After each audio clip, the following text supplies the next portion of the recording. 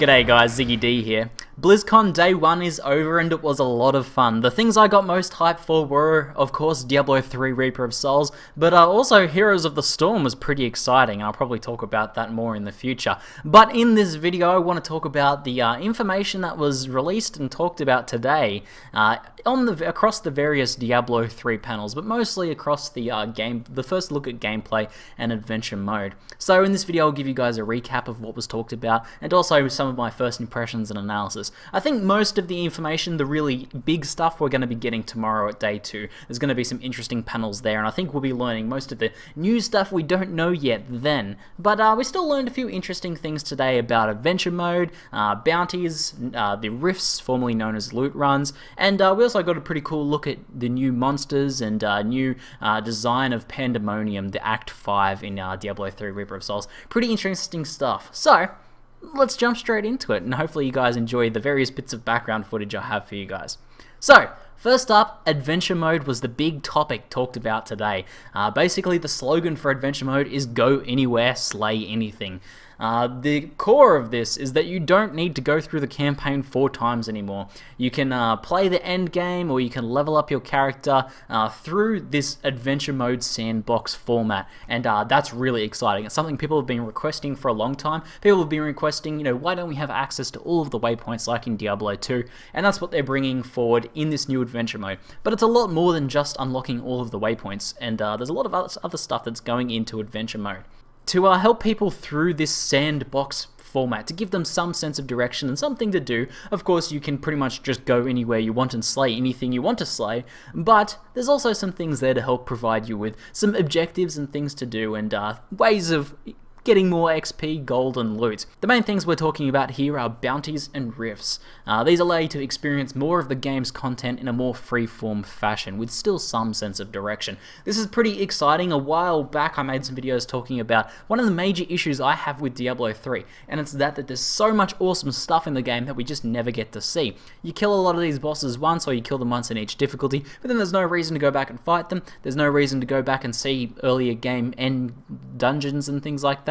There's no reason to go play the various events, and the new bounties mode especially lets you have a reason to actually go see these pieces of content, actually experience this cool content, and you're doing something different and new each day and getting a chance to experience all this stuff. And Rifts also is adding a ton of randomization to the game, allowing you to experience all of this assets that's in the game, but in a more randomized fashion. That's pretty exciting. So let's go on to bounties. These provide direction in the sandbox adventure mode by telling you, you can go anywhere you want, but maybe if you go to this zone, there's something cool you can do here and get rewarded for it. And that's pretty cool. I think it's a pretty cool addition.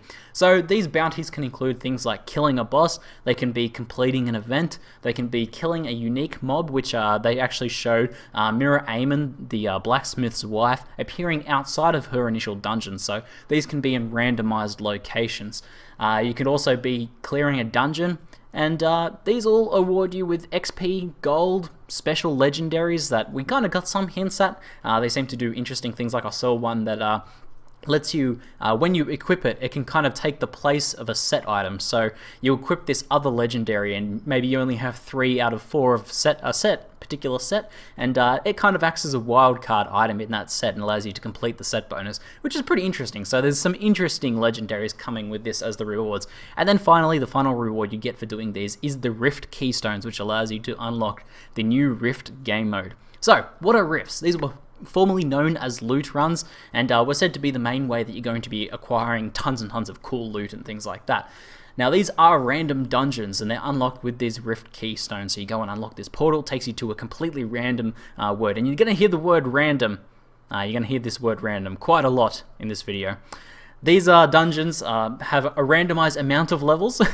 They're 1 to 10 levels, they've said so far, and they feature random mobs, random mob density, so some will be more full than others, some will be jam-packed full of stuff, some might be a little bit more sparsely populated. They're going to have completely random layouts, and even random weather effects. Yes, random is the word of the day.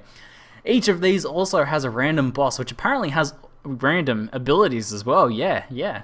And it spawns randomly in these zones. This is actually a pretty interesting thing, I think, because instead of putting the boss away in this like boss room, standing off by itself and having it be this like boss raid encounter sort of thing, the bosses actually just spawn randomly in a hallway. They could be alongside 2 packs of elites if you get unlucky. You're going to have to deal with the boss alongside a bunch of like elites or rare mobs or something like that. So that's pretty cool. It's going to add an extra layer of challenge and yes, you guessed it, an extra layer of randomization.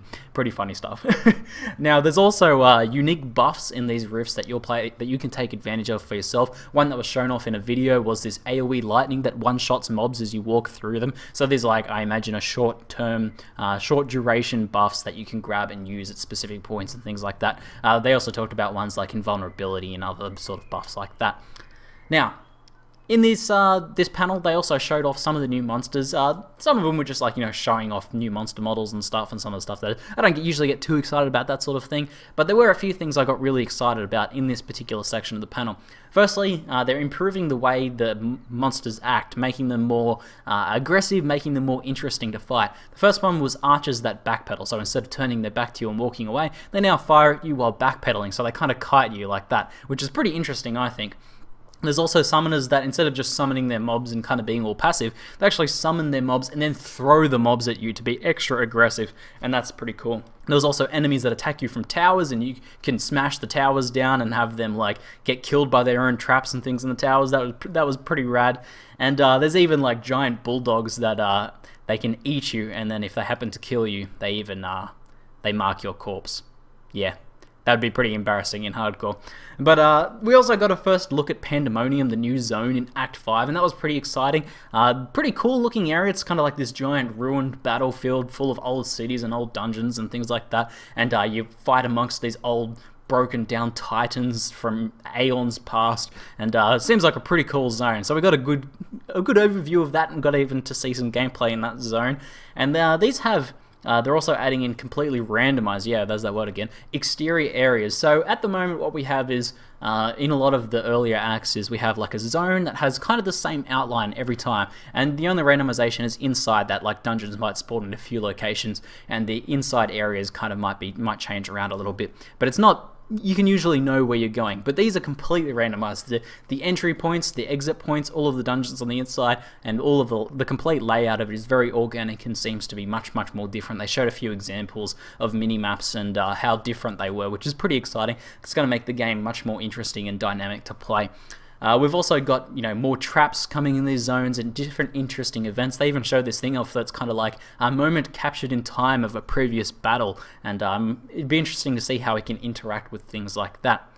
Now, that was kind of the main things that they were really focusing on. Mostly the adventure mode was the stuff I found really interesting, and the bounties and rifts and how they play out. And I'm very happy about all of this stuff. The adventure mode, being able to go anywhere and do all these different bounties and quests, means that every day we're going to jump on, we're going to be doing something different. We're going to be going to different places. It's going to be so much more fun to level that way than doing the campaign. The campaign's kind of fun, but it's the sort of thing I only want to ever do once. So having an alternative way to level up and an alternative way to play the endgame as well, being able to jump around all of the acts, is very exciting. There were some other interesting things I noticed, just 2 extra things. 4 passives on your characters has been confirmed. I've seen quite a few screenshots of that now from people at the actual event. So that's really good. I'm really excited about that, especially for the Demon Hunter. I feel like she's going to become a much more dynamic class with 4 passives, but I'm sure that's going to apply to most of them as well. Another thing was, during the Q&A, we found out that they haven't really decided on a new trading system. I was kind of expecting that they were going to announce some form of new trading system as an alternative to the auction house tomorrow. I was expecting something like a browser-based system similar to Path of Exile, where you can maybe link your stash and have other people browse it, but you still have to do your trading in-game. However, based on their responses, it seems like they really haven't thought of anything to do there yet, or if they have, they're not ready to talk about it. So I don't expect we'll be seeing any announcements regarding that. So trading will just be done through trade chat, but I kind of hope they figure out some alternative system that we can use as well. But they mostly focused on how you'll be able to find most stuff in game, which I'm sure lots of people will be happy to hear anyway with the new smart loot system. But tomorrow is going to be the day to look forward to. They're going to be talking about a lot of the new game system, including smart loot and all of that stuff that's going to make things, you're really going to make or break the expansion pack. But so far, looking very good, very excited, and getting pretty hype. Hopefully you guys are too, and hopefully you guys enjoy my recaps, and look forward to my recap for tomorrow. That's it for now. I'm Ziggy D, and thanks for watching.